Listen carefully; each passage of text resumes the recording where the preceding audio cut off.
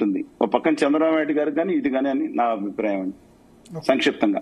Okay okay Koteswararao గారు ఎట్లా చూస్తారు?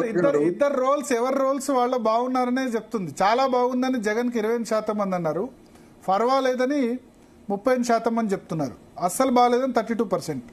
సేమ్ అదే చాలా బాగుందని 31, పర్వాలేదని 36. ఇక్కడ ఈ లెక్కను బట్టి ఆంధ్రప్రదేశ్ ఓటర్లు లేకపోతే జనం పెద్ద కన్ఫ్యూజన్ లో ఉన్నారనేటువంటిది అనిపిస్తాం.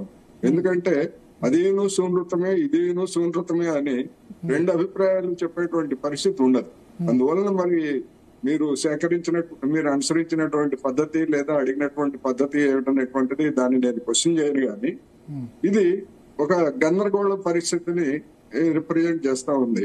ఎందుకంటే ఇద్దరిని, ఒక ప్రతిపక్ష నాయకుడిని, ఒక అధికార పక్షం అంటే ఆల్రెడీ నాకు వై నాట్ 175 నాకు తిరుగులేదని చెప్పుకుంటా, నేను గెలుస్తానని చెప్పుకుంటేటువంటి ఒక నాయకుడి పట్ల అదే విధమైనటువంటిది చూపిస్తున్నారు. లేదు ఆయన పాలన దుష్ట పాలన, దాన్ని అంతం చేస్తాము అని చెప్పేటువంటి నాయకుడికి కూడా అదే రకమైనటువంటి ఆదరణ. ఎట్లా ఉంటుందండి? ఇద్దరికి ఒకే విధమైనటువంటి ఆదరణ ఎట్లా ఉంటది?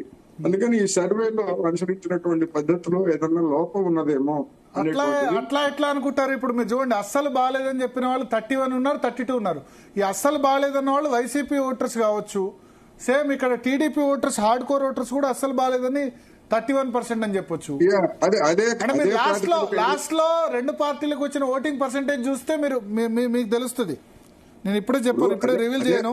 అదే ప్రాతిపదిక అయితే ఎవరి పార్టీ వాళ్ళకి వాళ్ళు బాగుందని చెప్పుకున్నారు. అవును, అది ప్రజాభిప్రాయంగా దాన్ని మనం ఎట్లా తీసుకోవాలి అనేది నా ప్రశ్న. ఓకే, సో మీరు చూస్తారు. ఎస్ రజనీ గారు, సరే చెప్పండి.